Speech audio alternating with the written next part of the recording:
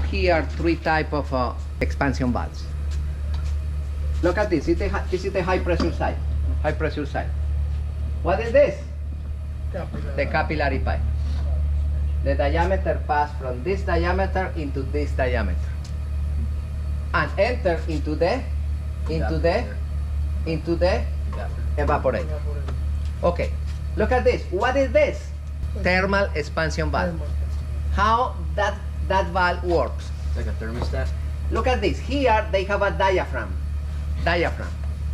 and here on top of the diaphragm a capsule, and the capsule with a substance that expand and retract dramatically without any small change in temperature. And this capillary pipe on top in the capsule is communicated here with a bulb that is touching those pipes. Bulb with the substance like a mercury. Okay, excuse me. Depending on the temperature of this pipe entering in the evaporator, the bulb registers that temperature, and what happened with the diaphragm here?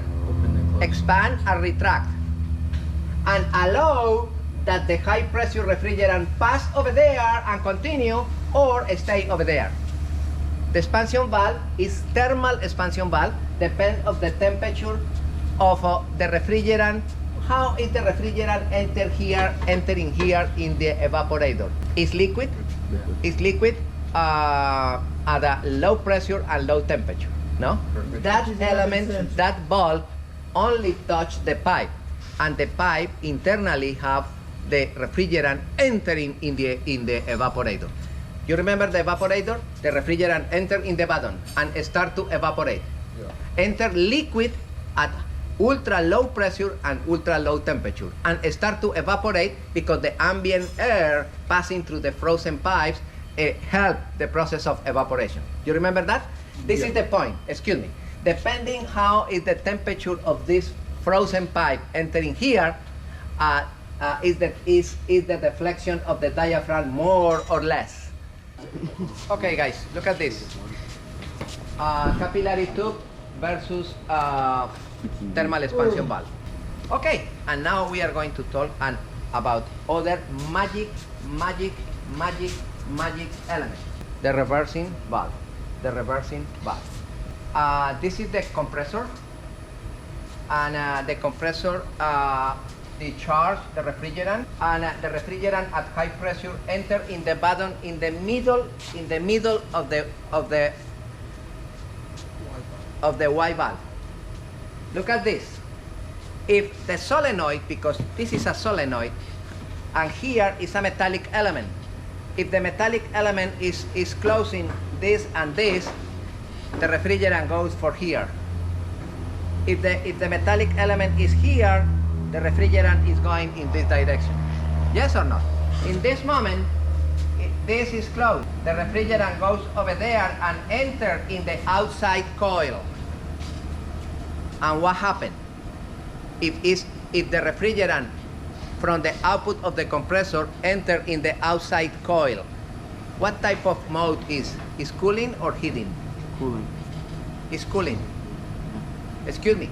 If the refrigerant coming out from the compressor at high pressure and high temperature enter in the indoor coil, what mode is? Is heating. Yes or not? Everybody understand why? Yeah. Excuse me, we are going to refresh quickly. In which coil the refrigerant lose heat? In the condenser. What happened in the evaporator? The refrigerant absorb heat and evaporate the refrigerant, no? And outside, the refrigerant release heat because the refrigerant is condensating. Yes or no? Okay, what happened if I change the operation and I use the indoor coil to receive the refrigerant coming out from the compressor at high pressure and high temperature? What happened with this coil inside of my home right now? Yeah. Is frozen the pipe? No, the pipes are too hot. And what happened when the ambient air of my home passed through the air filter and the indoor coil? What happened with the air that I received in my face? Yeah. It's too hot. No? because I change the direction of the refrigerant. I change the direction of the refrigerant with this and this solenoid. And if the metallic element is located here, the refrigerant goes here for the outdoor coil. If the metallic element is here, the refrigerant goes here into the indoor coil in heating mode or cooling mode. Nice, no? And this is basically because this element and the metallic element located inside. This element is activated with this solenoid. This solenoid.